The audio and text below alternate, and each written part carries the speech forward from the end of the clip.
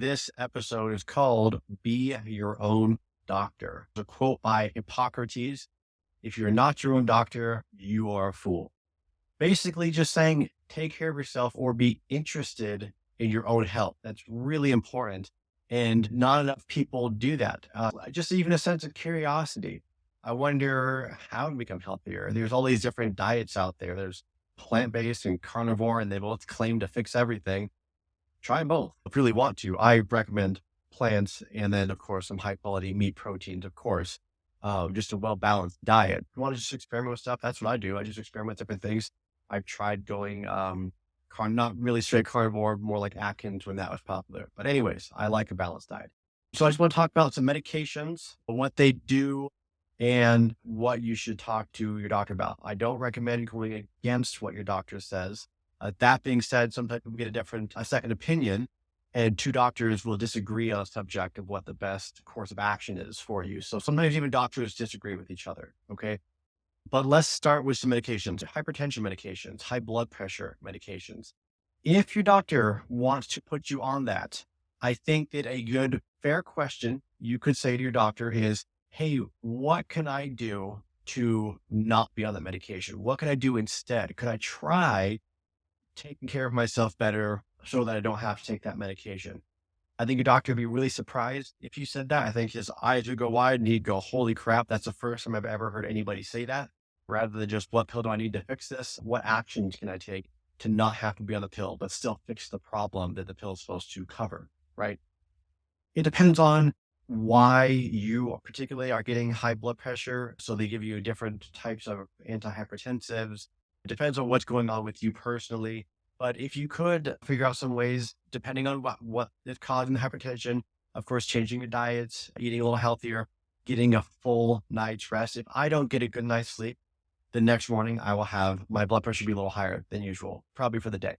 That's a factor. Getting enough water. Sometimes we don't get enough water. And of course, water can cause your blood pressure to go a little bit higher. Again, depending on what's causing your high blood pressure. But for some people, we don't get enough until there's just too much stuff in there that it need water to move and to get out. Making sure you get enough water can help out with that as well. Plenty of exercise. It doesn't have to be boring. It doesn't have to be, I'm going to go on a walk because it's good for me. Go have some fun. Find and pick up a sport. Do something that's entertaining to you. But whatever it is, get your body moving and see if that doesn't fix the problem. Of course, work with your doctor if they're like, well, let's put you on this. And then let's see if it starts to go a little bit too low, maybe you get a blood pressure cuff that you keep at home. You can track your blood pressures. Then people will say, okay, now it's almost too low with the medication and the new actions you're taking. So let's take you off medication and see what it is then. But work with your doctor on it. Same for statins. If your doctor is like, hey, you got this little statin pill, I want you to take atorvastatin, simvastatin, any kind of statin medication, or maybe the other names that don't have statin at the end, but it's still a cholesterol medication. See what you can do and ask your doctor, can we take some steps to prevent this in the first place so I don't have to take medication? What if you tell your doctor, how about I reduce the amount of cholesterol I'm eating, plus I go lift some weights, I'll take up a sport or something, I'll do something, I'll take some steps and see if I can get my cholesterol to be a little bit lower. Could we try that? Again, your doctor can look at you like you're an alien, like I've never seen this before. Someone that wants to do it, they're probably just so jaded from everyone. Pills are just easy, so I get it. But that's going to block cholesterol. It's going to make it so your body, I don't know if it just makes it, you don't absorb it or what it does exactly, but it makes it so your cholesterol, the number when you draw labs is lower. But cholesterol, like a lot of things, I know this is a little controversial to say sometimes, but I always say a lot of stuff isn't actually bad for you. It's bad for you when you ingest it and don't use it for what it's intended for. Even the bad cholesterol is known to be good with helping build strength and build muscle mass. So if you reduce the amount or take a statin, you can actually it can inhibit you a little bit of building strength and building muscle mass, right? So if you consume cholesterol, but then you go lift some weights, you find a good weight training program that you enjoy, that can be great for you. You consume the cholesterol, but then you use it, that can make you healthy. Same with sugar. Go for a walk, go for a run. It's used for that stuff. I've had people that are struggling with running, give them call it like the OG Gatorade, the original Gatorade. It's a lot less sugar than what's in Gatorade right now. It's about half and a little bit more salt. just in water, and you mix it up, you drink it, and they're like, holy crap, my running is back. Like that drink that you have me drink, like, geez. I had someone, she usually ran 10 miles. She was struggling to hit 5 lately, didn't know what the deal was, gave her that recipe. And all of a sudden I was running, I hit the 5 mile mark. I was like, I feel great. I hit the 7 mile mark, but she just kept on going. So lots of things aren't bad for you. It's just that if you consume it, if you consume sugar and then just sit on the couch and watch Netflix, then it becomes bad. But back to statins, try to figure out what you can do to lower your cholesterol and see if you can work with the doctor in that sense. And then they might look at you and say, wow, you don't need this statin medication anymore. So on to sugars though, like metformin can help reduce your fasting glucose, can help reduce your A1C. A lot of people, I've had clients get on stuff like metformin and similar medications and tell me that it really tore their stomach out. All medications have side effects like the statins. They make it so it's a little harder for you to build muscle and build strength. Metformin, people, not everybody, but some people say it's not easy on their stomach. So it makes them a little sick to their stomach and that'll make you not want to eat. So their blood sugar will definitely go down. But metformin these days, some people have found that people that take metformin that are considered unhealthy and get on metformin versus other people who are considered healthy and never take it, the metformin people end up outliving them. And so nowadays it's being looked at as almost a longevity drug. But still, if it were me, I'd rather just figure out ways to reduce my blood sugar myself and not have to take a expensive medication. I'm sure your insurance covers it, but still, if it doesn't, that's actually a very expensive medication. On to corticosteroids, anti-inflammatory drugs. Those, obviously, if you need it, like if you're having trouble breathing, prednisone is great, right? It will really open you up, still feel a lot better. But I've argued with doctors on this. I track my workouts. I write everything down. And this was back when I first did this. I was literally writing it in. Now it's on an app, but I used to write it down, pencil and paper. And I was having hives all over my body. No doctor could figure out why. I saw 4 different doctors. They thought it was all different causes, but no one actually figured out that it was food related. I figured out it was food related. My doctors, the 4 that I saw, I think it was 2 MDs, an NP, and a PA. And none of them could figure out what was causing my hives. It was food dyes in the end, synthetic food dyes, Yellow 5, Red 40, Blue Lake 1, all that stuff I'm allergic to now. So that was the problem. But I got put on so many medications. My doctors wanted me on like constant Benadryl around the clock. So I'm just like a zombie walking around. Prednisone as needed if they got really bad. And then corticosteroid, like cream all over my body, just all over the hives. And I noticed, especially when on the cream, I noticed my numbers at the gym were dropping. I'd get to half of how many I usually would bench. Like maybe I'm benching 225, or I think it was 255 for 10. And I got to 5. It was like, I had to put it down. Like, what is going on? Those medications cause muscle wasting is what the side effect says. It's one of the side effects listed. I don't know exactly how it works. It's almost like it makes it really difficult for you to produce force while you're on it. And so if you're not producing that much force, your muscles will start to atrophy because you're not lifting as much weight. I don't know exactly what they mean by muscle wasting. What I do know is that my force production was significantly reduced while on it. I had doctors, or at least a PA, a few different doctors though, and one that I'm picking up right now, a PA, they was arguing with me. It doesn't work like that. It would not drop your strength that fast. There's no way. There's something else going on. And I'm like, it's the only change. And then I got off it and my strength popped right back up. And she just could not agree. Like, that's just not how that works. But she didn't work out. And also on top of not working out, then that means she doesn't track her workouts. I do. And I said that to her, like, one of us here works out and tracks their workouts, and it's me. And I saw a drop when on that medication. And then I got off it and my strength went back up. And she was just like, no way, no how. And I'm like, okay. And then I had other clients get on prednisone. And while they're on it, I didn't know they were on it at first. And they came to work out with me. Their strength is just tracking upward. And all of a sudden, a huge dip down. And we're both just like, man, what is going on? And I asked him, did you sleep okay? Your diet different? Did you work out extra enough? Tell me, so you're a little burnt out right now. And then they'd say, no, I haven't changed anything. Oh, I am taking prednisone. And I'd go, oh, that's what it is, the prednisone. So that will cause a sharp drop in your, if you track everything, you'll see a drop in your numbers and your ability to produce force. So much better if you can. Obviously take it if you have to. If you're not breathing well, you need that to help open you up, right? Because it's anti-inflammatory. So when your bronchial can inflame, they inflame and close inward, they swell inward. So you need to open that back up.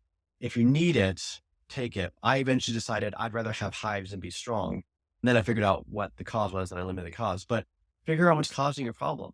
especially if it's just hives, figure out what you're allergic to. Go on an elimination diet, reduce the amount of things you eat down to, I just did chicken and sweet potatoes. And again, 4 doctors or providers, I guess I should say too, but weren't actually MDs, couldn't figure out what was going on with me. And I figured it out on my own. You got to be your own doctor, your own advocate. Sometimes a lot of doctors will just throw medications at you because that's what they know how to do. But apparently none of them thought to put me on an elimination diet. Figure out what the cause is. And if you can get it at its root, it's far better to just, for me, eliminate food dyes and not have hives anymore, rather than not know what the cause is and take prednisone and cream all over my body, making me weak and giving me all these side effects. And it also costs money. Be your own advocate. But I don't recommend going against what your doctor says. Try and work with them and see if there's a way for you to figure out what's causing whatever problem you're having. And if you can do something to fix it rather than having to take medication, work with your doctor in that sense. I bet they'll be surprised to hear you say that. So just brings me to my next thing, just about being your own doctor. I've had clients that are working with me. They're doing great. Maybe they're in their 30s. They never really took care of themselves. I feel like they're just overweight. They're weak. And in 2 weeks, I will see them go from very awkwardly doing a squat, really poor form. And we kind of work on it. No, we're just using body weight. We're not doing anything stressful yet. They're learning. And they'll go from barely being able to do that to within a week or two doing a high quality, good form, back straight, all the way like low depth squat, back up, bearing weight. And we're both just, gosh, like that was amazing. It's so amazing to see the turnaround in some people. And they're finally like, and they're starting to enjoy it. This is great. I can't believe how strong I am. And I don't know what happens, but every now and then I've talked to other personal trainers about this. You just get ghosted. Like they still have sessions left. And you're like, hey, it's time for your session. You want to work out today? And today's the day we're supposed to meet up. And they're like, oh, I was sick, so I didn't get all my sessions in, but maybe tomorrow. And I'm like, okay, cool. Everything's going okay otherwise though. And they're like, yeah. And then tomorrow I'll hit them up again. Hey, how about 2:00 today? Nothing. Like, okay, give it a few days. And you hit them up maybe one more time, but then you figure, I think I'm bothering them. I just won't try. They'll reach out to me. Maybe they're on vacation. They didn't tell me. You just don't hear from people. And I just hope that when that happens, I heard one time that one of my clients that was loving it wanted to teach her friend. And she figured, hey, I understand how to do this guy's workout. This is working great. I think my friend really liked this. And so she went off to teach a friend and never told me. And I bumped into someone who's a coworker of hers and they were like, she never told you that she did that. I was like, no, she just ghosted me. And that happened. That's fine as long as they're doing good. But some people, I don't know what it is. I just worry that they just decided it's going great. And I did a full depth squat. I'm getting stronger. And they just slip back into their habits. Maybe they miss a day and they just turn around and then they figure things are going to be difficult. And whatever it is, one decision will lead you from deciding to take care of yourself or not. One path leads to, I've seen 60-year-olds that are like, you don't move enough when you're 30 and you haven't since you were however old, since teenager. You just get stuck and not moving. And then eventually walking upstairs is a real challenge. And then when you get older and older, you get all these medications because you're not asking the doctor, what can I do to prevent this? And you end up on all this stuff. And then walking becomes such a pain. Maybe one day your knees are bad because you don't use them enough. It's probably the biggest problem. And then you end up in a scooter or something, scooting around. That's going to make breathing difficult at some point because now you're really not moving and you got to move and work your lungs a little bit, or they just stop working very well. And people just fall apart when they're like 60 years old. You're not even that old.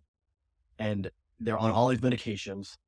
They never took care of themselves. And it's sad to me. It's sad to be that person. I worry that they're going to become the person that just ghosts me and I never hear from them. And they were doing great and turning their life around. I worry that they're going to end up down that road when they could make sure they're taking care of themselves, really latch on to this whole exercise thing, start eating better, explore what recipes do I think taste great that help me meet my goals. It's a fun endeavor to do.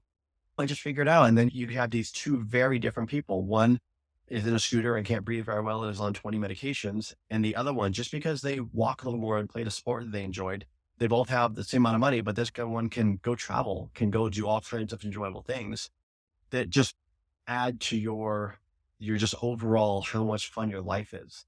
Just one decision. One, I'm going to stick with this. I'm going to do it no matter what. It can be life changing. these decisions we make.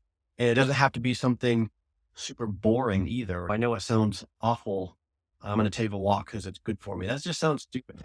Going to walk if going on walks is fun for you. Go work in the garden if that's fun. Go build something if that's fun for you. Play tennis though. But instead of doing something for your health that just sounds so robotic and boring, go play a game, play tennis, go play soccer, go kick the ball around a little bit. There's nothing more fun than that to me. Go outside and play catch. Get a glove or just we don't out a glove or whatever. Just go throw a ball around. It's just fun. It's fun to do, but just find something that's enjoyable, and that will keep the rest of your life enjoyable. So be your own doctor, be your own advocate. Any medication your doctor tries to give you, say, hey, doc, is there a way, what have I done wrong that I can change so I don't have to take this medication? They all have side effects. What can I do instead of taking this? Your doctor will probably love you for that and will be like, yeah, let's find your information for you. I don't even know because I don't work out either, but what your doctor's probably going to say. But they'll probably advocate for you and be like, wow, I can't believe this person actually wants to take care of themselves, figure out how to solve this problem without pill. That'd be great. So if you're not your own doctor, you're a fool. Be your own doctor, right? And just have fun with it. Find something you enjoy and take care of yourself. Till next time.